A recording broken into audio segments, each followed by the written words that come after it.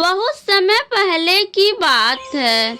एक बहुत ही सुंदर जंगल था जिसमें गुनगुनी चिड़िया अपने पति और 2 बच्चों के साथ खुशी खुशी रहती थी और अन्य पक्षी भी अपने परिवार के साथ खुशी खुशी रहते थे। उन्हीं जंगल के बाहर इंसानों का एक गांव था जिसमें एक जालिम शिकारी रहता था। गंदा है, बहुत ही ज्यादा गंदा है भाई। मैं नहीं बात करूंगी भाई से, भाई अच्छा नहीं है। मम्मा मम्मा, बहन ने मेरी आइसक्रीम मुझसे छीन के खा ली है और मुझे ही गंदा बोल रही है। लाली बेटी, ऐसा नहीं कहते हैं। अगर बहन बड़ी हो तो अपने छोटे बहन भाइयों के लिए माँ के रूप में होती है, और अगर भाई बड़ा हो तो अपने से छोटे भाई व बहन के लिए पिता के रूप में होता है। लाली बेटी, आप देखना, एक दिन आपका भाई माता पिता की तरह ख्याल रखेगा और आपकी जिम्मेदारी उठाएगा। आए बड़े मेरे पिता बनने वाले। दोनों भाई बहन आपस में लड़ाई झगड़ा करके चैन से सो जाते हैं।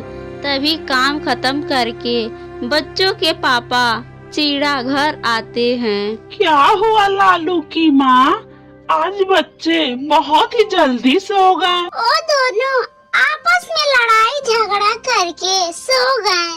मैं तो इनकी लड़ाई झगड़े से बहुत परेशान हूँ। दिन भर आपस में लड़ाई करते रहते हैं। कोई बात नहीं, आप चिंता ना करें।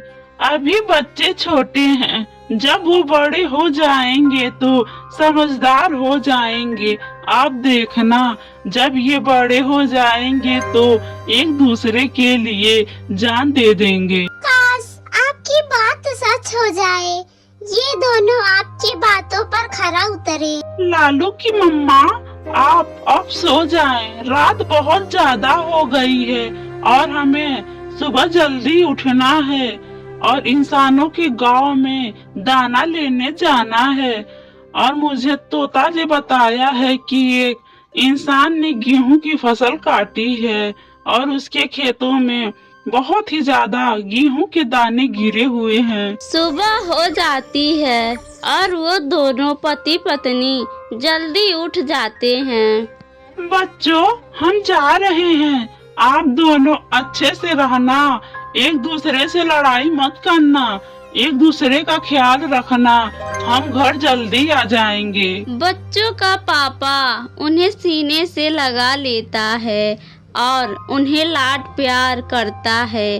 उसके बाद गुनगुनी चिड़िया और चिड़ा पापा किसानों के गांव के तरफ जाते हैं और कुछ दूर जाने के बाद रास्ते में कालू कौवा और लुई तोती आ जाते हैं और फिर चारों मिलकर तेजी से इंसान के खेतों के तरफ जाते हैं।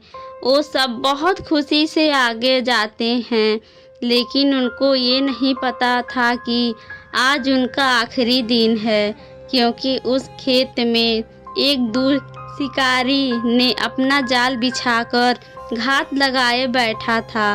पक्षियों के इंतजार में सभी पक्षी खेत में उतर जाते हैं। कालू भाई, आप यहाँ आए। यहाँ बहुत सारा दाना है। लुई बहन, हम दोनों मिलकर सारा दाना जमा कर लेते हैं और घर जाके बराबर हिस्सों में बांट लेंगे। लालू के पापा, आप यहाँ आ जाइए। यहाँ तो बहुत सारा दाना है। हम दोनों कुछ दाना खा लेते हैं और कुछ दाना घर के लिए ले जाएंगे। वाह चिड़िया वाह, कुछ और आगे, थोड़ा और आगे आ जाओ और फंस जाओ मेरे शिकार में। मेरा धड़कन घट और बढ़ रहा है। मम्मा चिड़िया और पापा चिड़ा दाना खाते खाते जैसे ही आगे जाते हैं तो रस्सी की खींचने की आवाज आती है और तभी उन पर शिकारी का बिछाया हुआ जाल गिरता है। जिसमें वो दोनों फंस जाते हैं। दोनों पक्षियों को जाल में फंसा देखकर शिकारी बहुत ही ज्यादा खुश हो जाता है और तेजी से उनके तरफ जाता है। यह सब देखकर कालू कौवा और लूई तोती घबरा जाते हैं और वहां से भाग जाते हैं। डर कर एक पेड़ के डाली पर बैठ जाते हैं। शिकारी गुनगुनी चिड़िया और उसके पति को जाल से निकालकर एक पिंजरे में कैद कर लेता है और शिकारी अपने घर जा रहा था। गुनगुनी चिड़िया और उसका पति पेड़ के डाली पर बैठे कालू कौवा और लूई तोती को नम आंखों से देख रहे थे और धीरे धीरे कालू कौवा और लूई उनके आंखों से दूर हो जाते हैं। लूई बहन, अब इनके बच्चों का क्या होगा? वो दोनों बहुत छोटे छोटे हैं, अब उनका देखभाल कौन करेगा? क्या ये दुष्ट शिकारी और दोनों पक्षियों को मारकर खा जाएगा? शायद कौवा भाई, ये शिकारी बहुत जालिम होते हैं। ये शिकारी उनको जान से मार देंगे। अब उनके बच्चे अनाथ हो जाएंगे और तड़प तड़प कर मर जाएंगे। हम अब क्या करें? हम कुछ कर भी तो नहीं सकते हैं। शिकारी घर जाके पिंजरा अपने आंगन के पेड़ पर लटका देता है और घर के अंदर जाता है। ये क्या हो रहा है? अब ये शिकारी हमारे साथ क्या करेगा? अब हम क्या करें? इस शिकारी से कैसे बचे? मुझे पता है ये शिकारी हमारे साथ क्या करेगा। अगर आप किसी तरह छोड़कर घर चले गए तो बच्चों से कहिएगा कि बच्चों की मम्मा उनसे बहुत प्यार करती थी। तभी शिकारी अपने हाथों में एक तेज धारी वाली छुरी लेकर अपने घर से बाहर निकलता है और गुनगुनी चिड़िया पिंजरे के दरवाजे के पास चली जाती है। सुनिए जी, आप मेरे पीछे छिप जाएं। मुझे पता है ये जालिम शिकारी हमारे साथ क्या करेगा। इसके हाथों में तेज धारी वाला छुरा है। तभी शिकारी अपना हाथ पिंजरे में डालता है और गुनगुनी चिड़िया खुद ही उसके हाथों में चली जाती है। पापा चिड़ा के सामने वो जालिम शिकारी गुनगुनी चिड़िया का गला काट देता है। एक बहुत ही दर्दनाक आवाज आती है और चारों तरफ सन्नाटा छा जाता है। गुनगुनी चिड़िया तड़पती है और दर्द भरी आंखों से एक नजर अपने पति की ओर देखती है और अपना प्राण त्याग देती है। अपने पत्नी को अपनी आंखों के सामने मरता हुआ देखकर पापा चिड़ा तड़प तड़प रह जाता है। पापा चिड़ा के आंखों से आंसू टपक टपक कर आंखों का आंसू सूख जाता है। अपने जीभ के स्वाद के लिए उस शिकारी ने एक हंसती खेलती परिवार का सुख चैन छीन लिया था। बहन, दरवाजे के पास जाकर देखें, हमारे मम्मा और पापा दाना लेकर आने वाले होंगे। इतना सुनकर लाली खुशी से दरवाजे पर चली जाती है। ओहो, हमारे मम्मा और पापा आ गए। ओहो, हमारे मम्मा और पापा आ गए। इतना सुनकर लालू खुशी से दरवाजे के पास जाता है। बेवकूफ बनाया, बेवकूफ बनाया, बड़ा मजा आया। लालू भाई को हमने बेवकूफ बना दिया। छोटी बहन, तुम बहुत ही झूठी हो, तुम बहुत झूठ बोलती हो। कहाँ है हमारी मम्मा और पापा? भाई भाई, वो देखो, लग रहा है कोई आ रहा है।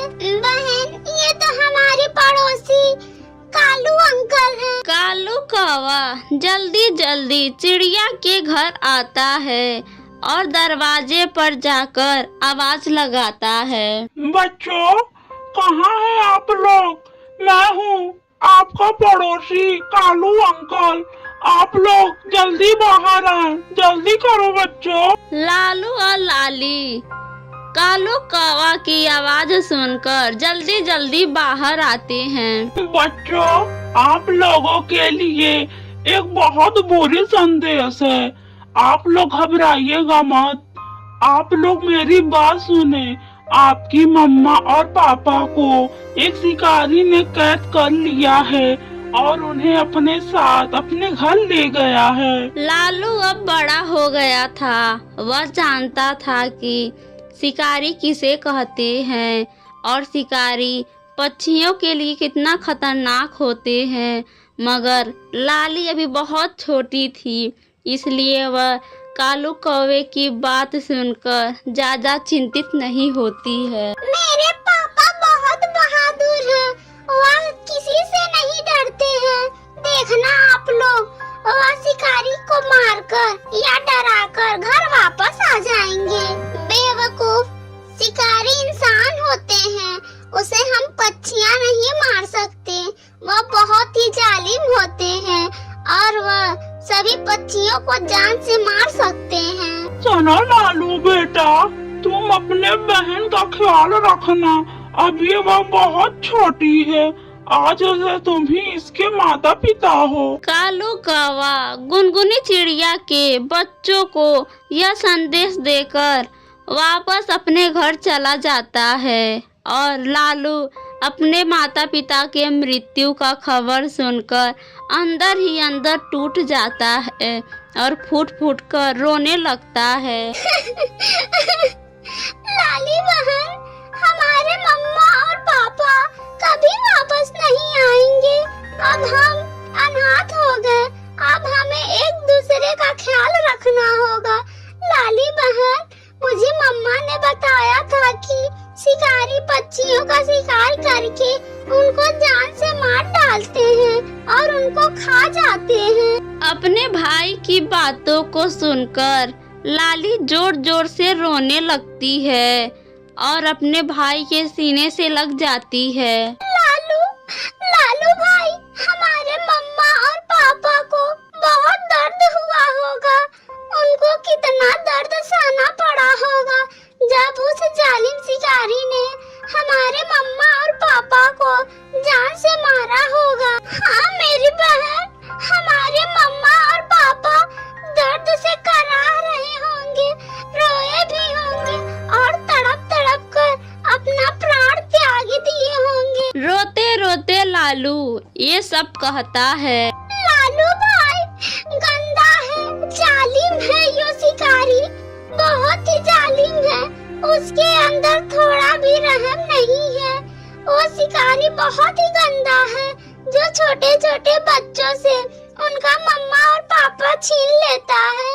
कोई उस शिकारी से उसकी मम्मा और पापा छीन ले तब पता चलेगा उस शिकारी को, जब किसी बच्चे से उसकी मम्मा पापा दूर होते हैं तो कैसा लगता है। उस रात लालू अपने बहन को अपने पास सुलाए रखता है और उसे सारी रात नींद नहीं आ रहा था। चिंता के कारण वह पूरी रात जागकर गुजारता है। सुबह हो जाती है। लालू अपने मम्मा की बताए हुए बातें याद करने लगता है। लालू बेटा, बड़ा भाई पिता के समान होता है।